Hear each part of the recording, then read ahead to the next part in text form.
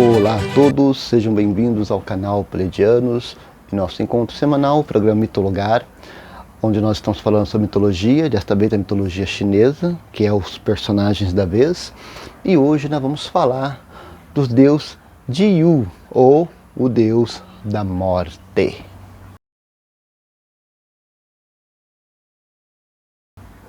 Bom, a primeira coisa que temos que compreender é sobre o inferno chinês. Como que é essa visão do inferno chinês, né? Bom, o Jiyu, ou o inferno, o mundo dos mortos, na mitologia chinesa, tudo que se sabe das crenças sobre este lugar onde mortos habitam vem de religiões populares, suas crenças, influências que o budismo teve sobre a China. Jiyu é descrito como um labirinto subterrâneo com 18 níveis, ou 18 camadas, onde as almas são levadas depois da morte para expiar pecados e faltas que cometeram em suas vidas. Toda alma humana é forçada a passar pelo Jiyu após sua morte, mas pessoas boas passam pouco tempo e sem experimentar tortura alguma, enquanto pessoas más são submetidas às terríveis formas disciplinares por muito tempo. É nesse lugar tenebroso que todos se encontram com seus governante supremo, o deus da morte, Yan Luowan, ou também Jiyu, o deus da morte. Então vamos ficar com Jiyu e Yuan. Os tribunais de Jiyu são divididos em 10 cortes com governantes diferentes.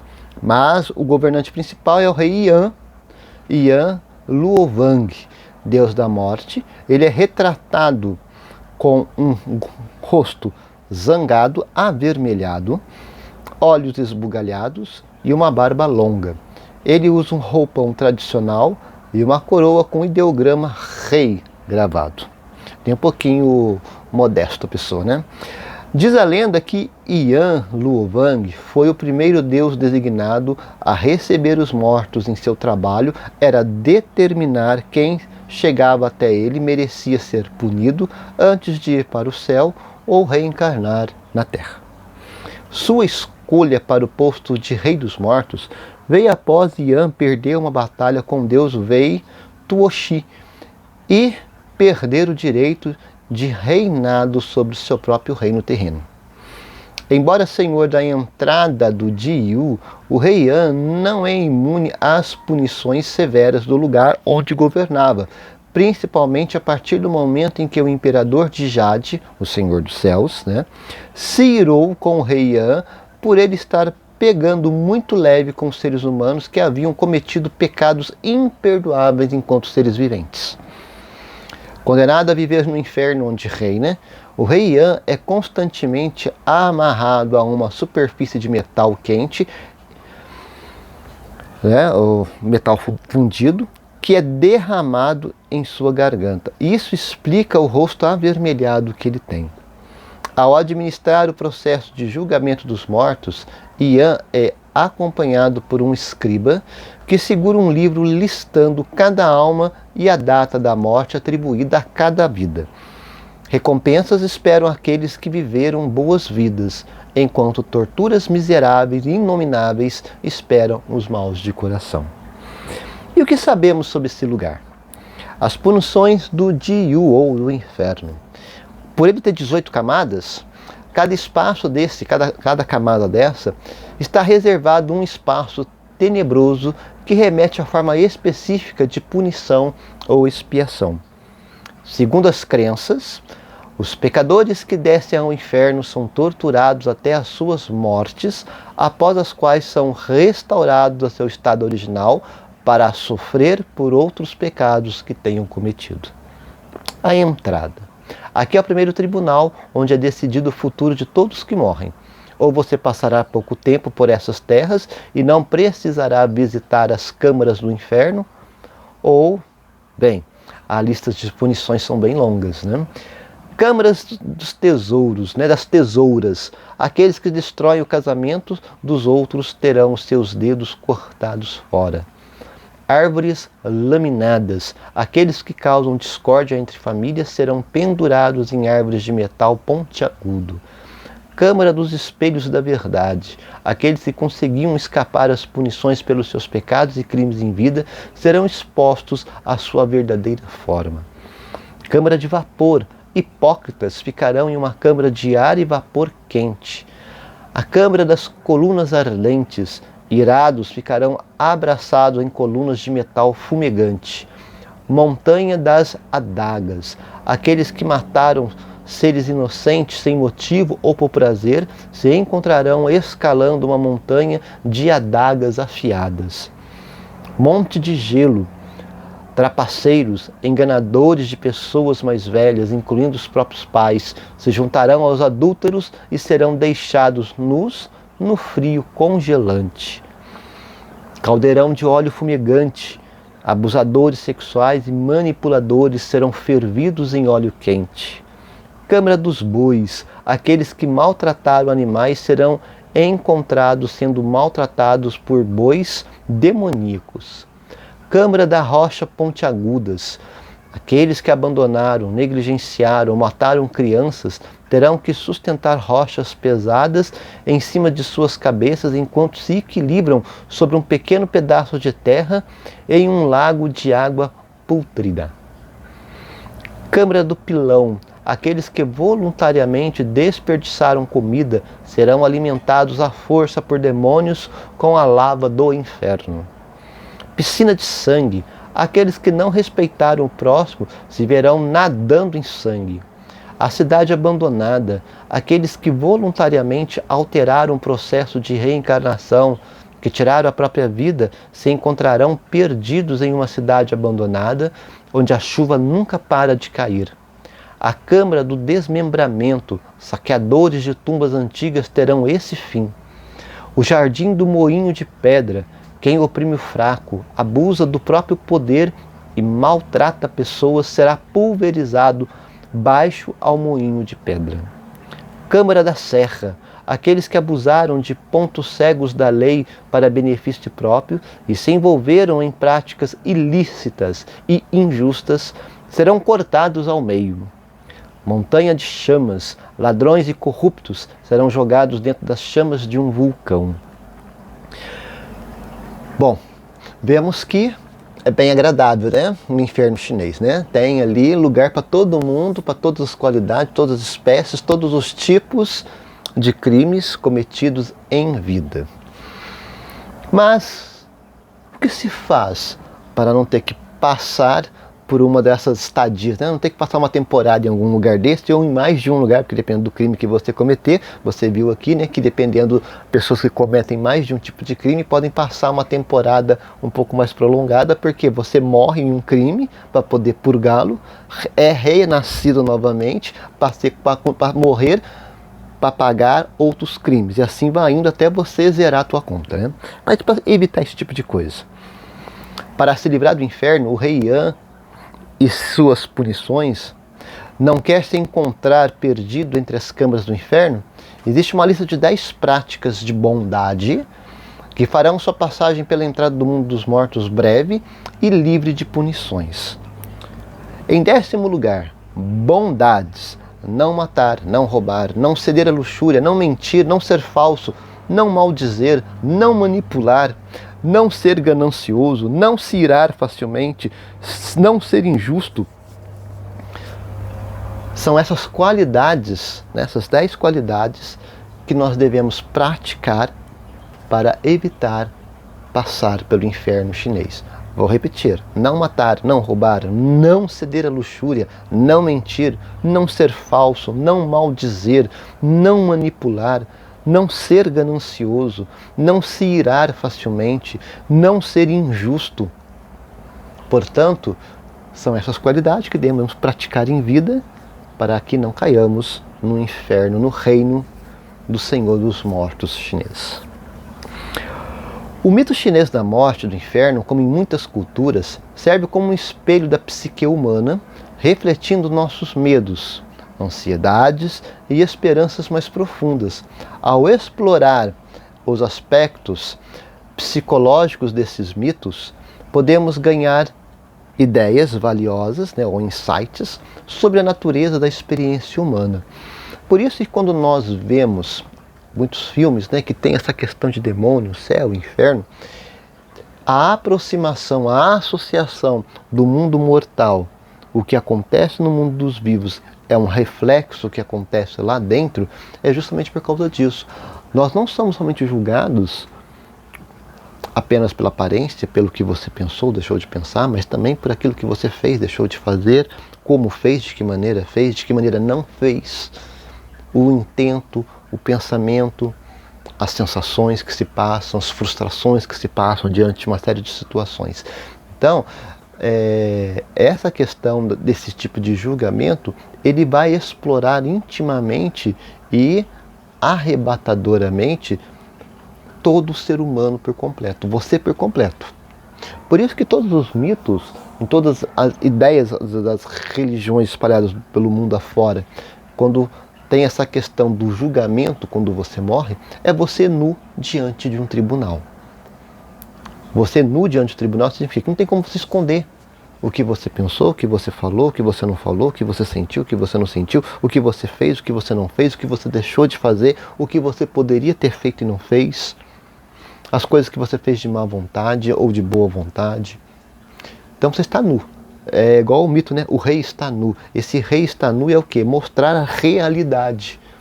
Mostrar as verdades que muitas das vezes nós tentamos maquiar, né? Maquiar com desculpas, muitas das vezes que não cola, né? Vamos aos principais aspectos psicológicos que esse mito reflete sobre a minha e a sua vida. Primeira coisa é o medo do desconhecido, né? Morte, por sua natureza intrínseca, né, é um mistério.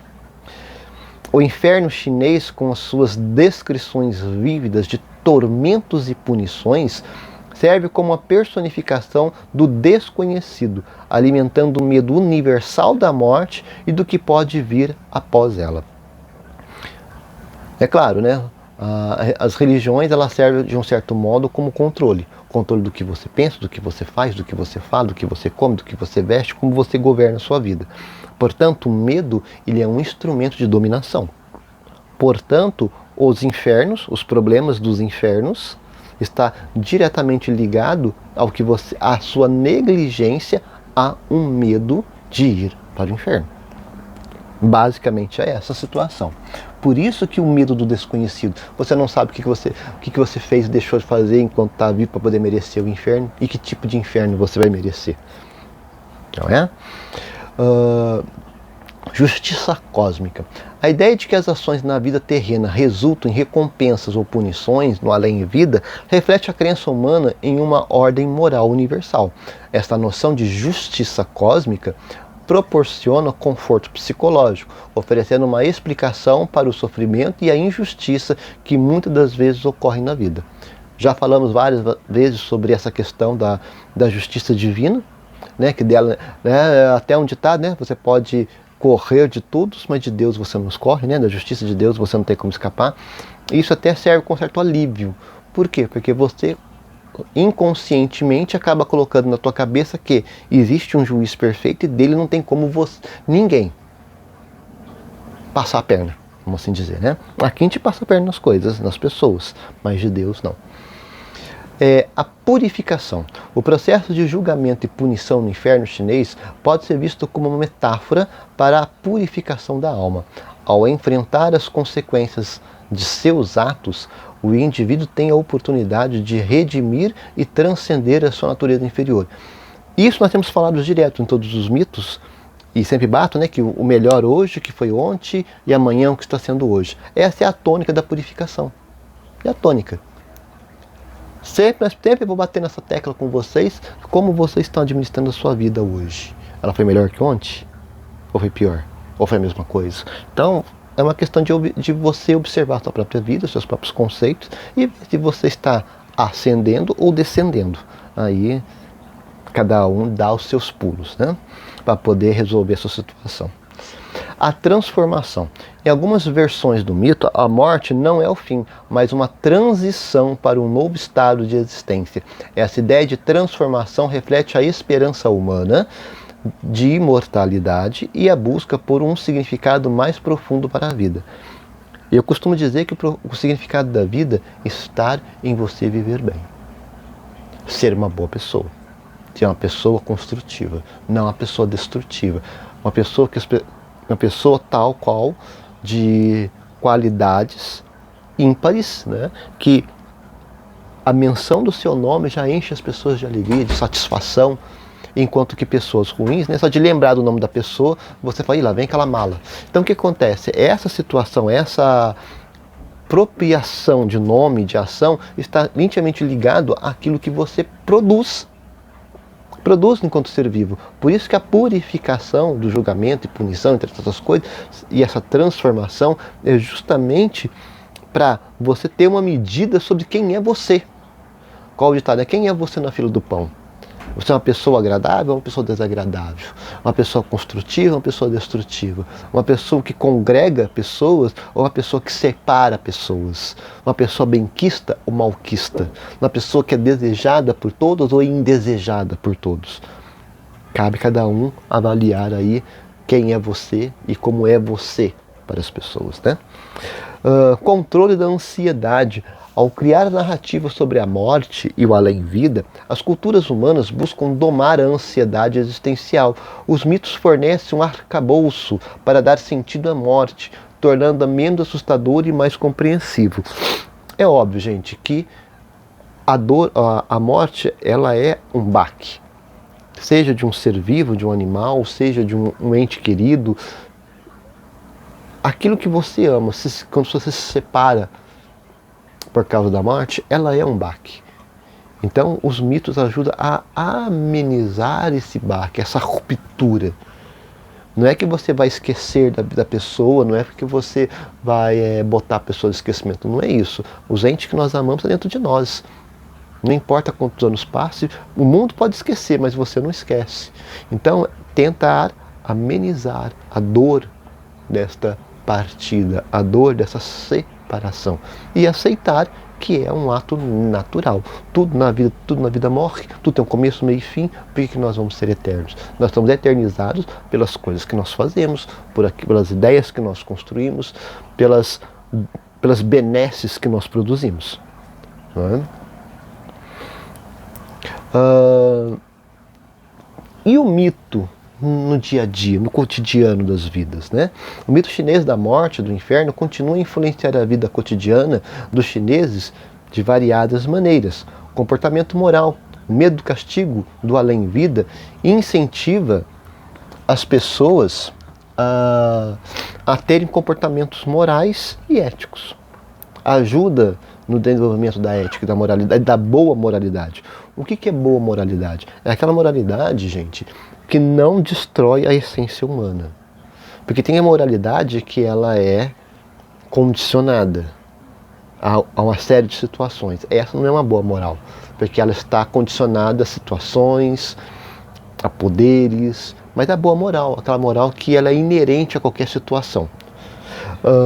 Rituais funerários complexos e muito elaborados é uma expressão da crença na vida após a morte e a importância de honrar seus ancestrais, né? Honrar os seus entes queridos.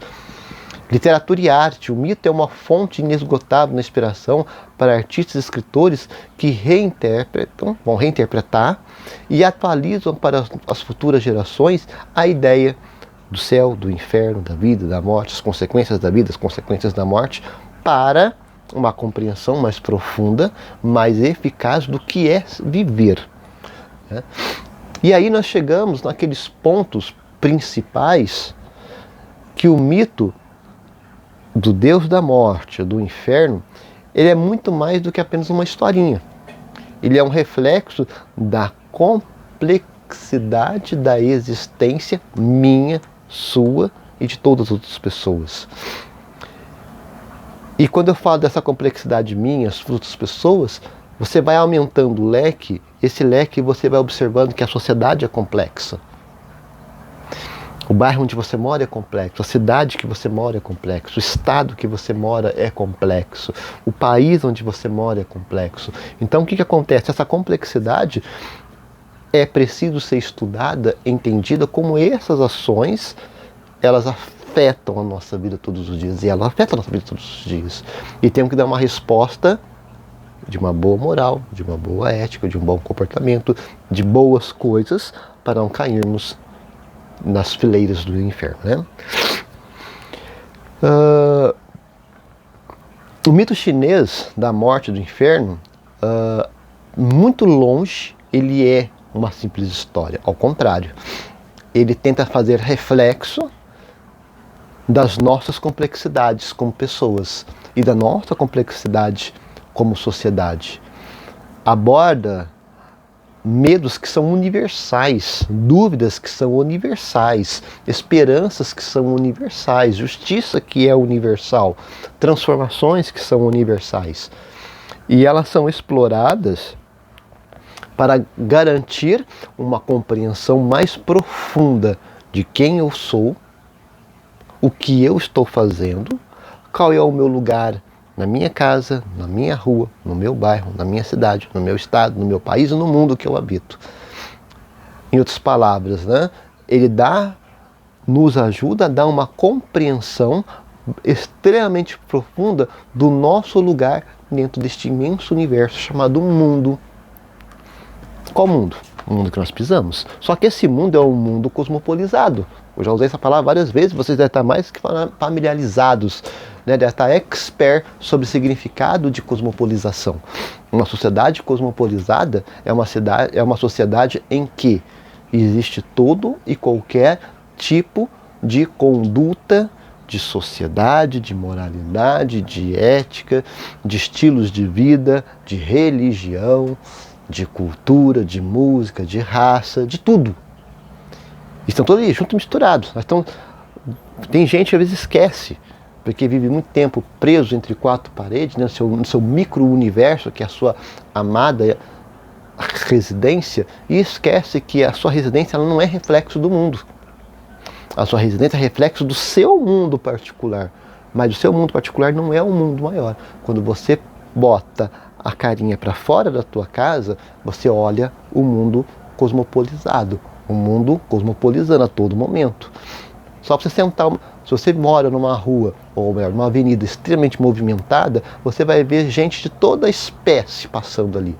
De rico a milionário, de branco, negro, amarelo, alto, baixo, magro, gordo, bonito e feio, novo, velho, com roupas esquisitas, com roupas normais, com roupas simples, com roupas escandalosas, ouvindo música alta, outros com fone de ouvido, outros sem fone, outros com celular, andando com o celular enfiado no rosto, outros cantando, outros assobiando e por aí vai. São várias coisas acontecendo ao mesmo tempo que formam o que nós chamamos sociedade. E esta sociedade, ela é reinterpretada todos os dias. Ela cresce, ela nasce, ela renasce todos os dias, ela se desmancha todos os dias e se reconstrói do lixo, da sucata, do desmoronamento da sociedade antiga numa nova sociedade, e você está no meio. Você desmorona junto, reconstrói-se novamente, amanhã se desmorona novamente, se reconstrói novamente, porque a cosmopolização é essa. Estamos em mudanças constantemente. Por isso que eu falo que o ser melhor hoje, que foi ontem, e o amanhã, o que está sendo hoje, é esse desmonte, é essa desmoralização das coisas. Desmoronou, reconstrói. Caiu, reconstrói. Quebrou, reconstrói. Estamos andando, estamos construindo. E tudo isso é fundamental entendermos que é a minha ação, é a tua ação, é o teu pensamento, é o seu ser e existir como pessoa que está fazendo e acontecendo essas coisas. Acontecer no mundo, aqui e agora. Neste exato momento que vocês estão me vendo e me ouvindo, nós estamos cosmopolizando. Nós estamos quebrando e nos reconstruindo. E aí o que acontece? Como que fica o meu julgamento sobre isso? O meu julgamento sobre tudo que está acontecendo, tudo que foi falado, é um julgamento bom? É um julgamento ruim? Eu vou ter as consequências do julgamento bom e do julgamento ruim. Por quê? Porque esse julgamento que eu tenho vai diretamente direcionar o meu sentir, o meu pensar e as minhas atitudes, o que eu vou fazer praticamente no dia a dia. Então eu estou sendo reconstruído dentro dessa cosmopolização e, obviamente, uma cosmopolização interna, que é pessoal, que é minha, que acontece dentro da minha cabeça, da minha mente, meu ser e existir como pessoa, e que vai refletir na minha vida e na vida das pessoas que convivem comigo e na sociedade, e eu vou sofrer as consequências disso, boas ou ruins. Por isso que quando se coloca, né, as 10 práticas boas que tem que ser observadas copiosamente, né, como eu falei 2 vezes, repeti 2 vezes para entendermos quais são as práticas que nós temos que produzir para que nós não descemos ladeira abaixo, e aí nós traçamos um paralelo com o inferno de Dante, que é mais ou menos análogo, né? Vamos fazer, estão paralelos os mitos, né, o conto, mas é a mesma coisa. Nós não temos dentro da religião cristã, seja de cunho católico ou protestante, nós não temos um vislumbre de como seria o inferno. Nós ouvimos o inferno, mas não existe nenhum agente que foi lá esmiuçar se o inferno realmente existe, se ele é do jeito que é contado. Nós temos um ideal. Esse ideal está na nossa mente porque é alimentado pela cultura religiosa, que foi passado de pai para mãe, de filho, bisneto, tataraneto, vai chegando, né? E aí, quem conta um conto aumenta um ponto, então nós temos um inferno multifacetado. Mas a ideia ainda prevalece. Qual que prevalece? O medo de um castigo após a morte. Já passei todos os infernos na Terra, ainda vou passar infernos depois da morte. Por quê? Porque você tem que prestar atenção no que eu fiz durante a minha vida. O que eu construí durante a minha vida. Quais foram os caminhos que eu tracei. Quais foram os passos que eu dei enquanto ser vivente. Então tudo isso ajuda a compreender primeiro você. Você com a sua consciência. E depois aos outros. As outras pessoas, outros acontecimentos. E aí, é claro, um tijolo constrói uma casa, um paralelepípedo constrói uma estrada,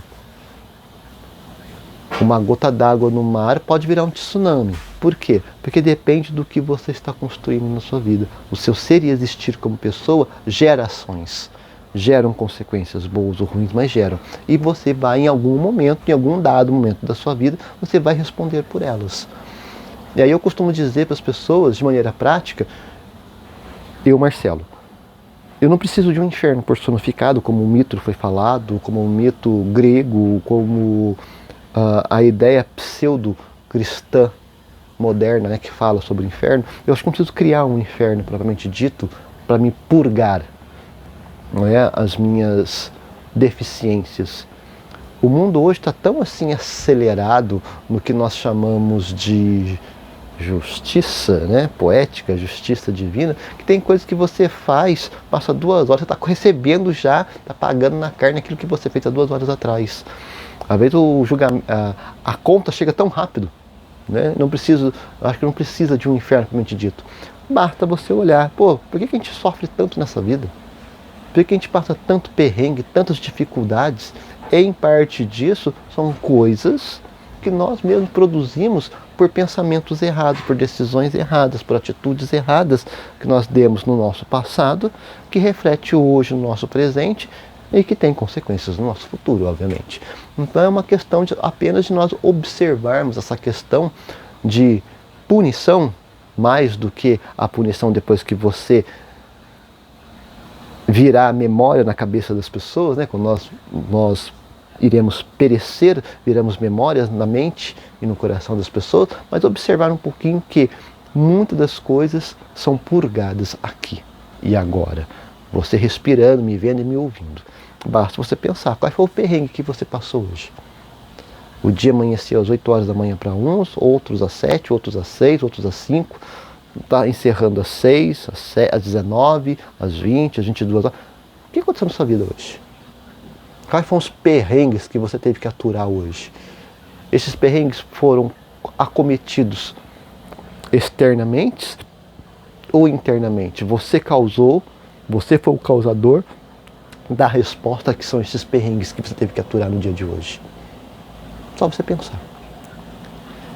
E pensando, nós chegamos a algumas conclusões bastante interessantes, em que praticar coisas boas, ser uma boa pessoa, ainda é lucrativo, ainda vale a pena. Bem, este foi o mito do deus chinês da morte. Um bom final de semana para todos e nos encontraremos na próxima semana aqui no canal Pleiadianos, no programa Mitologar. Um forte abraço a todos.